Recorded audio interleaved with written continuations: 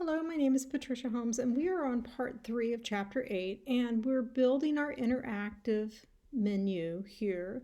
So the next step in this chapter is naming these buttons in the property window, because we are eventually going to add a little bit of action script to it.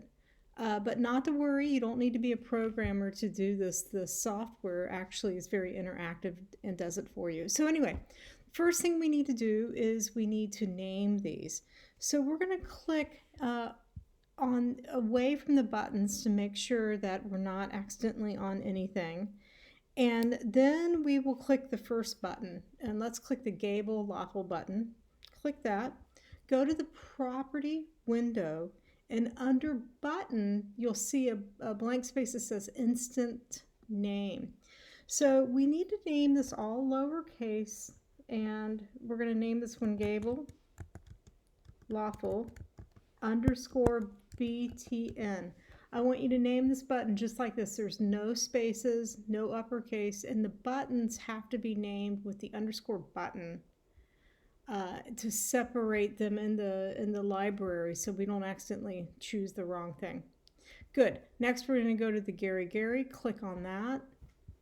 You're going to name it Gary button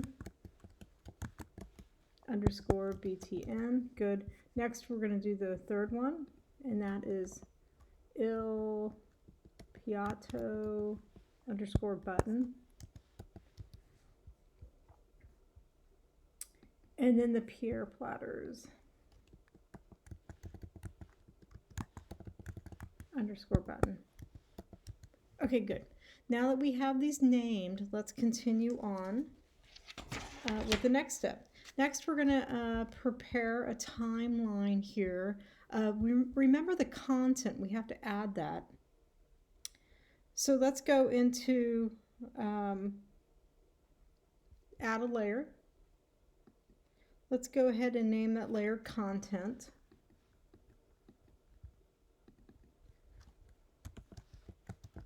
And you know what I did? I just realized I did this without recording. Extend all of your layers to 50. So extend your frames to 50. So we should have 4 layers here. Content is the new layer, and extend your frames to 50. Okay. Now what we're going to do in the timeline is in the content, we're going to add a keyframe to 10, 20, 30, and 40. So press F6 on 10 or add a keyframe. Remember, I know I've repeated this several times, but repetition is good. Insert timeline keyframe is another way of inserting a keyframe, or press F6 on the keyboard. Okay, so we have the keyframes in there. Let's come back to 10 here. And then what we're going to do is we are going to go into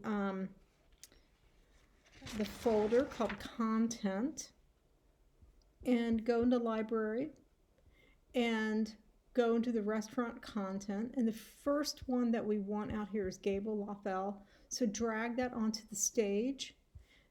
The position of this should be X should be 60 and Y should be 150.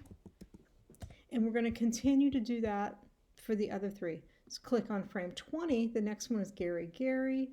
Go to the library, drag the content out onto the stage, go to the property of this, 60, 150. Excellent. Go to now frame 30. And the third one is Il Piatto library.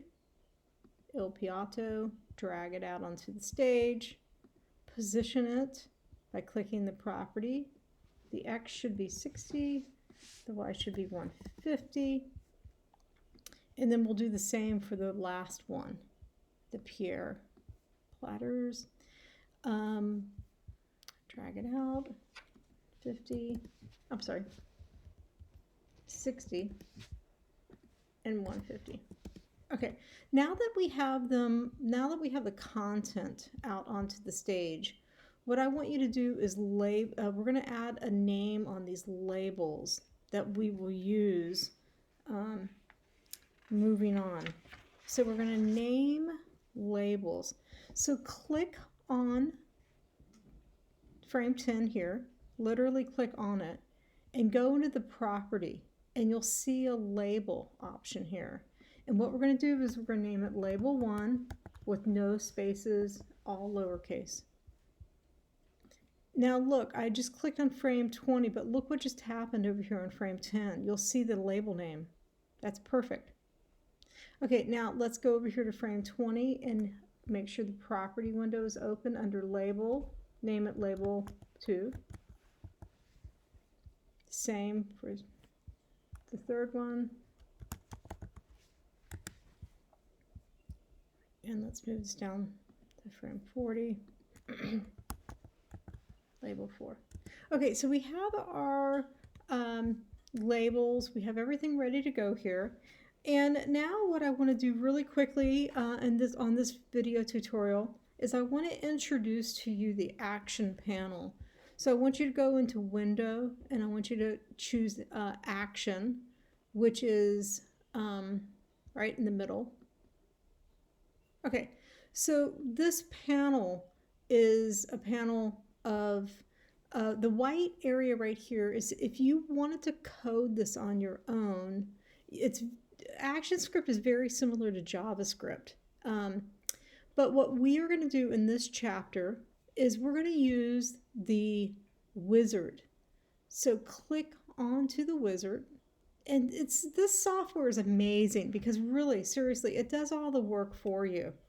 And we are going to walk through a couple of commands. And we are going to use the wizard to have some interaction with our 4 buttons we have on the stage. I'm going to go ahead and pick all of this up on the next video. So let's continue our chapter by playing the next tutorial. Thanks for listening.